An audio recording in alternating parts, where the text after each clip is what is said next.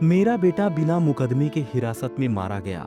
आपने कहा था कि आप उससे स्नेह रखते हैं, तो फिर आप मिलने क्यों नहीं गए? यह सवाल डॉक्टर श्यामा प्रसाद मुखर्जी की मां जोगमाया देवी के थे, जिन्होंने तत्कालीन प्रधानमंत्री पंडित जवाहरलाल नेहरू को पत्र लिखकर पूछा था। लेकिन एक बेबस मां को कभी भी अपने बेटे की मौत की असली वजह का पता नहीं चल सका। यहाँ तक कि आज भी डॉक्टर श्यामा प्रसाद मुखर्जी की मृत्यु एक अनसुलझी जांच में दबकर रहस्य ही है। इस वीडियो में हम बात करेंगे उस रहस्य की, उस चुप्पी की और उस अनदेखी पीड़ा की, जो डॉक्टर श्यामा प्रसाद मुखर्जी की मौत के बाद दफन कर दी गई। 23 जून 1953 की सुबह एक दुखद खबर आती है कि देश के एक तेजस्वी नेता, भारत माता के सपूत डॉक्टर श्यामा प्रसाद मुखर्जी का निधन हो गया। उस समय उनकी उम्र मात्र 52 साल थी।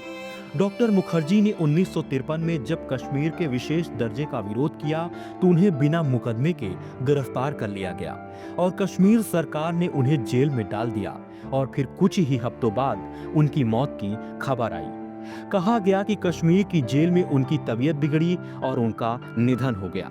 लेकिन कैसे, क्या हुआ था? मौत प्राकृतिक थी या हिरासत में हत्या की गई? आज भी ये सवाल बना हुआ है। डॉक्टर श्यामा प्रसाद मुखर्जी जो सिर्फ एक नेता ही नहीं बल्कि स्वतंत्र भारत की पहली कैबिनेट का हिस्सा थे, लोकसभा सांसद थे और भारतीय जनसंघ के संस्थापक थे, जो बाद में भारतीय जनता पार्टी में परिवर्तित हो गई। डॉक्टर मुखर्जी की मौत की सूचना जम्मू कश्मीर सरकार ने उनकी मां को दी कि आपका बेटा अब नहीं रहा।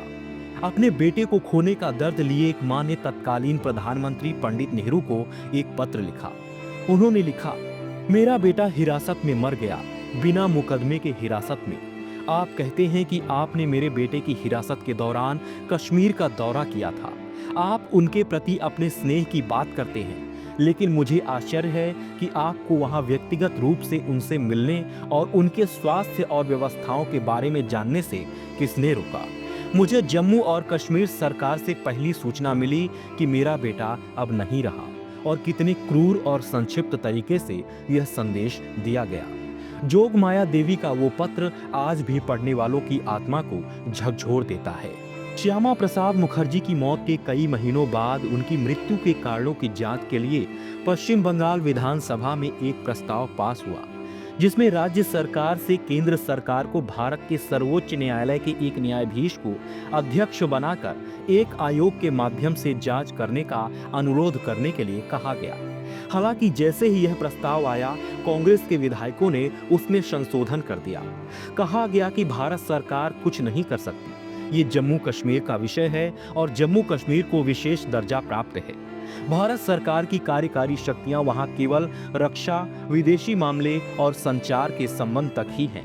इसलिए भारत सरकार केवल जम्मू कश्मीर से अनुरोध या सिफारिश कर सकती थी कि एक जांच आयोग नियुक्त किया जाए। इसका पश्चिम बंगाल के तत्कालीन मुख्यमंत्री डॉक्टर बिधान चंद्र रॉय ने भी समर्थन कर दिया। उसके बाद पश्चिम बंगाल में विधानसभा द्वारा पारित प्रस्ताव को जम्मू कश्मीर से संबंधित अनुभाग में गृह मंत्रालय को भेजा गया। गृह मंत्रालय ने प्रस्ताव जम्मू कश्मीर सरकार को भेजा, लेकिन उधर से कोई जवाब नहीं आया। ना कोई जांच, ना कोई रिपोर्ट, ना किसी डॉक्टर का बयान, ना कोई आधिकारिक प्रक्रिया। यहाँ तक कि जब संसद में भी सवाल पूछा गया कि क्या कोई जांच हुई, तो सरकार ने कह दिया ये हमारे अधिकार क्षेत्र से बाहर है, यानी संसद में भी जवाब टाल दिया गया।